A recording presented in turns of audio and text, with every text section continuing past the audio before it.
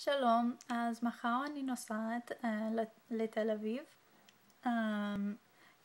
ללמוד באוניברסיטת תל אביב ואני אלמד עברית.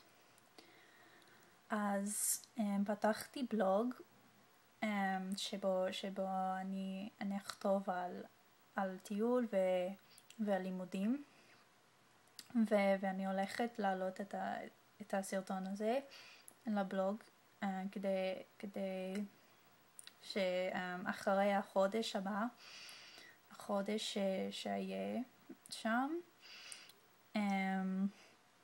אני רוצה לראות כמה שאני אשתפר, כי עכשיו זה קשה לי לדבר, אז אני מקווה שאחרי החודש זה יהיה קל יותר. אז אם אתם רוצים לעקוב אחרי הבלוג, אני אשים קישור למטה, זה יהיה באנגלית. רוב מהבלוג יהיה באנגלית, אבל אני אכתוב גם בעברית קצת. אז כן, זהו, תודה.